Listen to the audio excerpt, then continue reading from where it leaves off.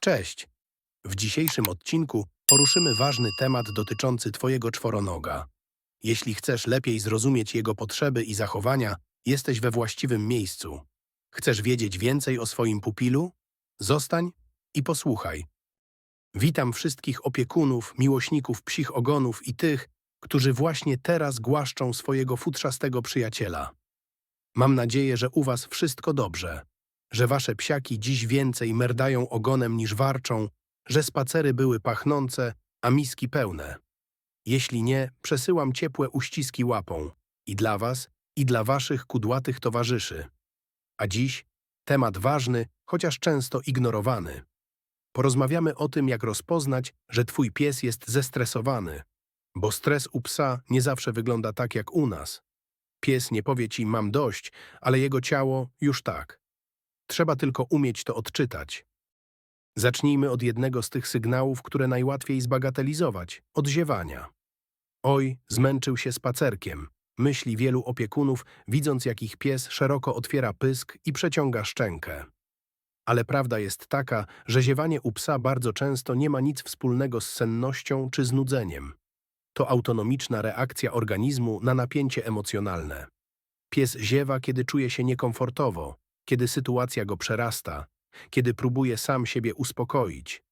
Można to porównać do głębokiego wdechu, który my, ludzie, bierzemy w nerwowych momentach, nie po to, żeby zasnąć, tylko żeby się opanować.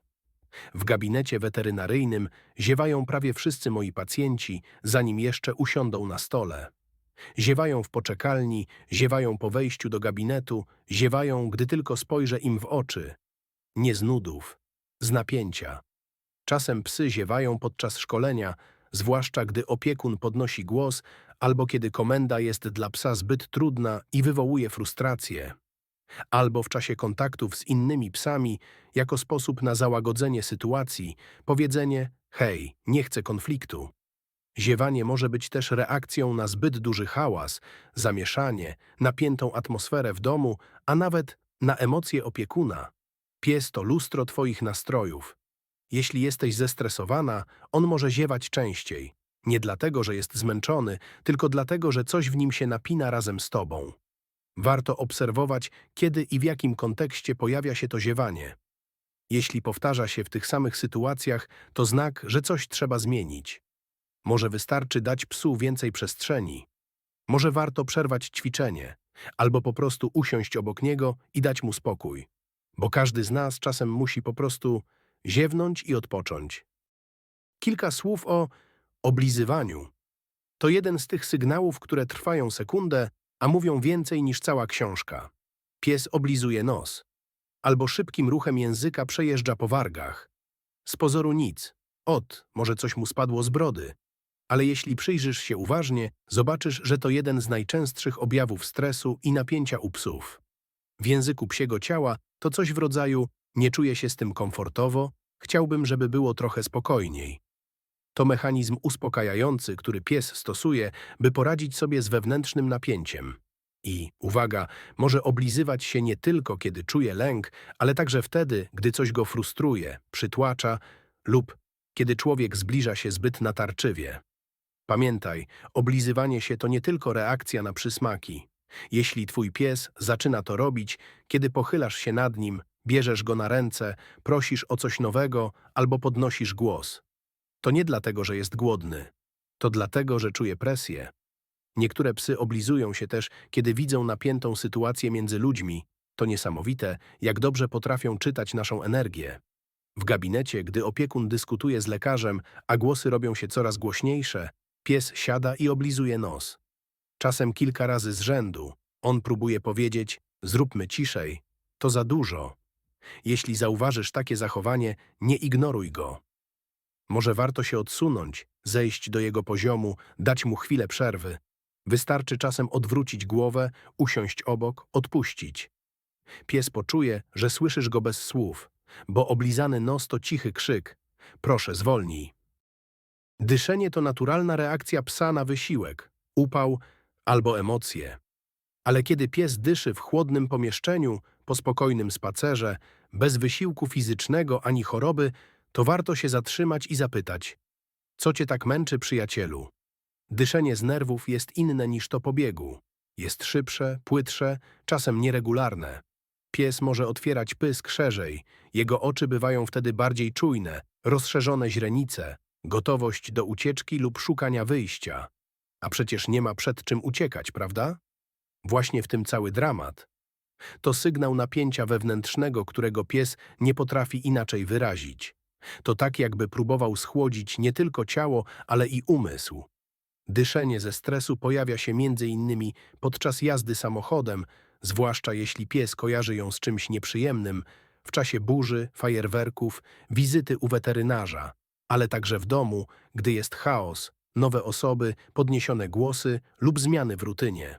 To, co dla nas może być tylko hałasem, dla psa jest emocjonalnym przeciążeniem. I ten jego szybki oddech to nic innego jak błagalna próba poradzenia sobie z napięciem. Jeśli widzisz takie dyszenie, nie mów: on już tak ma. Zaproponuj bezpieczne miejsce, obniż ton głosu, pozwól się wycofać i najważniejsze, nie zmuszaj go wtedy do niczego. Bo kiedy pies dyszy, to nie znaczy, że się zmęczył. To znaczy, że coś go boli od środka. A zauważyliście, że czasem pies nie warczy, nie szczeka, nie ucieka. Ale jeśli się mu przyjrzysz, wygląda jakby zamarł. To nie jest bezruch z relaksu. To jest bezruch z napięcia. Sztywna postawa, ogon opuszczony lub napięty, łapy lekko rozstawione, uszy cofnięte. Czasem spojrzenie wbite w ziemię, czasem gdzieś w bok. Ale ciało? Ciało jest wtedy jak napięta struna. To reakcja obronna, jakby pies mówił: nie wiem, co się stanie, ale jestem gotów. I na ucieczkę, i na obronę.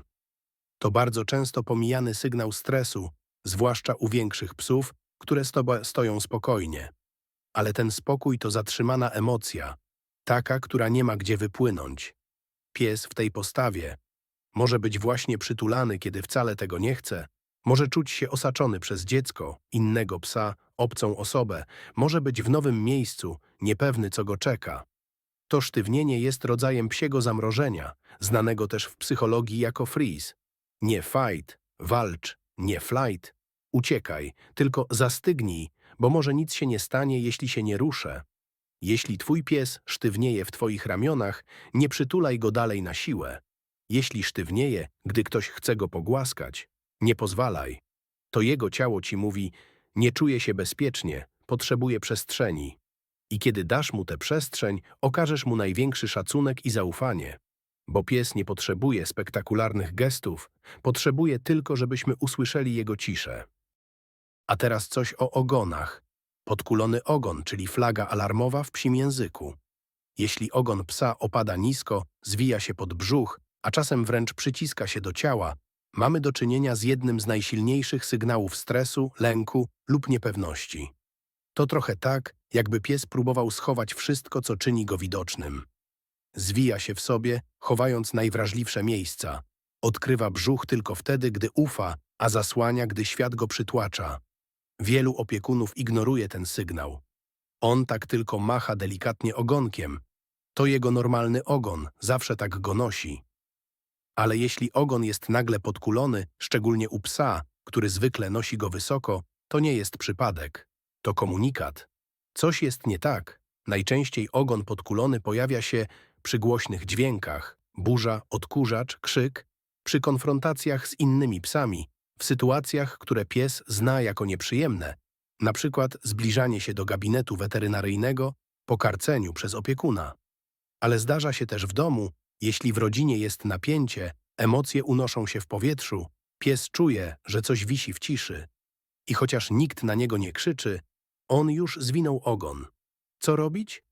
Przede wszystkim nie zmuszać go do interakcji, nie głaskać na siłę, nie mówić: oj, nie bój się. Najlepiej zejść do jego poziomu, odwrócić wzrok, wyciszyć się. Czasem wystarczy kilka minut spokoju, a ogon wraca do góry.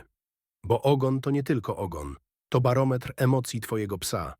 I kiedy znika między nogami, pies mówi bardzo wyraźnie: nie czuję się bezpiecznie. Pies, który uporczywie wylizuje łapy, nie zawsze ma problem dermatologiczny.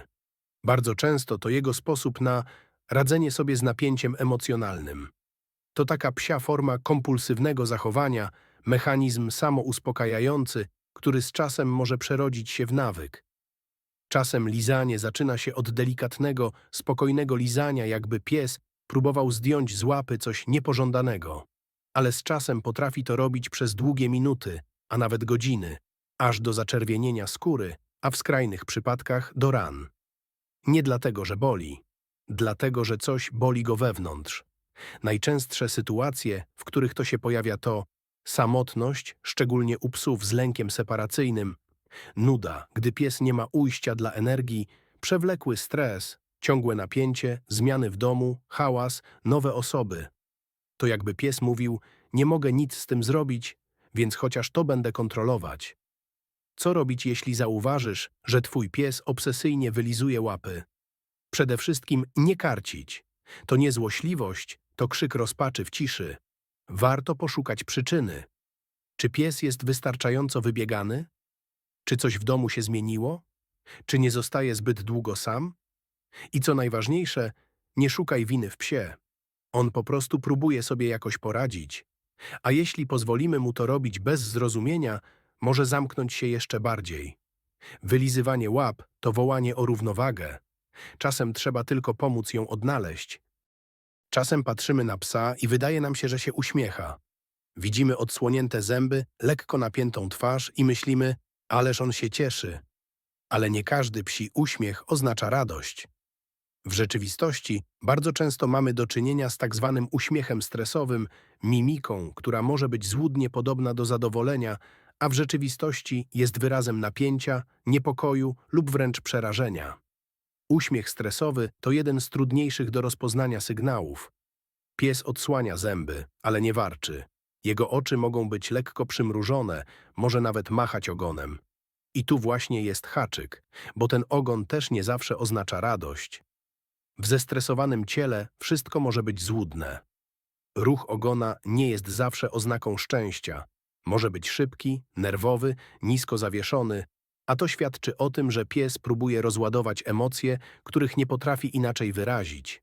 Wracając do mimiki, napięcie w pysku, napięcie w oczach, czasem przyspieszony oddech, to wszystko składa się na ten specyficzny uśmiech, który tak naprawdę jest błagalnym sygnałem: nie wiem, co się dzieje, ale nie czuję się dobrze. Często pojawia się w sytuacjach społecznego przymusu. Przy zdjęciach z dziećmi, podczas głaskania, którego pies nie chce, w momencie, gdy wokół niego gromadzą się obcy ludzie. Pies jest wtedy w potrzasku. Nie chce być niegrzeczny, nie chce uciekać, więc wybiera coś pośredniego. Uśmiech, który nie jest uśmiechem. To, co my bierzemy za wdzięczność albo radość, bywa psim sposobem na przetrwanie napięcia. I to ogromnie ważne, żeby to zrozumieć. Bo jeśli ignorujemy ten sygnał, możemy doprowadzić do sytuacji, w której pies poczuje się zmuszony do kolejnego kroku. Warczenia, szczekania, a w skrajnych przypadkach ugryzienia. Słuchajmy tych mimicznych detali. Zamiast zachwycać się uśmiechem, sprawdźmy, czy pies naprawdę czuje się dobrze. Spójrzmy na jego postawę, oddech, otoczenie. I jeśli mamy cień wątpliwości, dajmy mu wybór. Prawdziwy uśmiech u psa to miękkie ciało, spokojny ogon, łagodne oczy. Wszystko inne może być tylko próbą zamaskowania emocji, których nie rozumiemy. Zdarza się, że pies milczy. Nie ziewa, nie oblizuje się, nie chowa. Ale są też psy, które mówią głośno. I to dosłownie. W stresie potrafią wydać całą gamę dźwięków, od cichego popiskiwania, przez przeciągłe skomlenie, aż po szczekanie, które dla człowieka brzmi jak niegrzeczne, a w rzeczywistości jest rozpaczliwym wołaniem: nie radzę sobie. Szczekanie i skomlenie w sytuacjach trudnych to forma emocjonalnej wentylacji. Pies nie umie powiedzieć: pomóż mi, więc jęczy, szczeka, wyje. U niektórych to objaw lęku separacyjnego. Pies zostaje sam i zaczyna krążyć po mieszkaniu, zawodzi, wyje pod drzwiami. Inne psy szczekają, gdy ktoś zbliża się za bardzo, nie z agresji, ale ze strachu. Ich szczekanie nie jest groźbą, tylko próbą zatrzymania tego, co je przeraża. Wokalizacja często pojawia się też przy wizycie u weterynarza.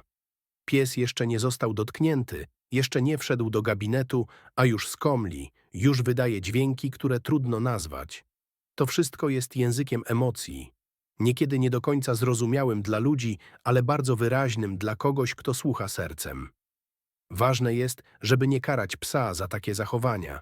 Nie uciszać na siłę, nie mówić przestań, bo to nie jest wybryk, to komunikat, to sposób na poradzenie sobie z wewnętrznym chaosem. Jeśli zagłuszymy ten głos, pies zostanie sam ze swoim lękiem, a wtedy zacznie szukać innego sposobu na wyrażenie tego, co w nim siedzi. Może bardziej gwałtownego, bardziej dramatycznego. Dlatego, gdy twój pies skomli, szczeka, jęczy, zanim się zirytujesz, zapytaj, co tak bardzo go boli w środku, że musi to wykrzyczeć. Bo może właśnie wtedy, zamiast ciszy, potrzebuje naszej łagodności, zrozumienia i obecności, nie jako widza, ale jako sprzymierzeńca. Bywają psy, które w obliczu stresu nie ziewają, nie szczekają, nie drapią się, nie oblizują. One po prostu milkną, znikają w sobie. I to, paradoksalnie, jest jeden z najsmutniejszych i najtrudniejszych do zauważenia objawów stresu u psa – wycofanie emocjonalne. Taki pies nie prosi o pomoc, nie odwraca wzroku, nie ucieka, nie warczy. On przestaje reagować, leży w kącie i nie chce się ruszyć. Patrzy w ścianę. Nie interesuje go ani zabawka, ani miska. Czasem jeszcze uniesie głowę, ale bez entuzjazmu, bez zaangażowania. Jego ciało jest jakby puste, a wzrok nieobecny. Wielu ludzi mówi wtedy, taki spokojny pies, on nie sprawia problemów. Leży cały dzień, to znaczy, że dobrze mu się żyje. Ale prawda jest taka, że bardzo często to pies, który zrezygnował z prób komunikacji. Nie dlatego, że nie chce, tylko dlatego, że nauczył się, że nikt go nie słucha. To zachowanie bywa efektem chronicznego stresu, samotności, traumy. Bardzo często występuje u psów po przejściach schroniskowych, maltretowanych, porzuconych. Ale może też pojawić się u psa w domu, który ma wszystko, oprócz uważności i zrozumienia. Taki pies nie woła o pomoc. On ją wypłakał w środku dawno temu. I teraz trwa jak cień przy człowieku. To nie łatwy pies. To pies, który zamknął drzwi, bo nikt do nich nie zapukał. I tu zaczyna się nasze zadanie. Żeby ten pies usłyszał od nas coś, czego dawno nie słyszał, że jest widziany, że jego milczenie też coś znaczy. Nie trzeba wielkich słów. Wystarczy być, siedzieć obok, nie wymuszać niczego. Czekać, aż ten pies odważy się drgnąć. Aż uwierzy, że znowu może być usłyszany, bo stres nie zawsze krzyczy, czasem po prostu gaśnie. Dziękujemy za wysłuchanie dzisiejszego odcinka Kundel Podcastu. Mamy nadzieję, że zdobyte informacje pomogą Wam lepiej dbać o Waszych czworonożnych przyjaciół. Zapraszamy do słuchania kolejnych odcinków i dzielenia się nimi ze znajomymi. Jeśli podobał Wam się ten odcinek, prosimy o subskrybowanie naszego kanału, zostawienie łapki w górę lub komentarza. Wasze wsparcie pomaga nam tworzyć coraz lepsze treści. Dziękujemy.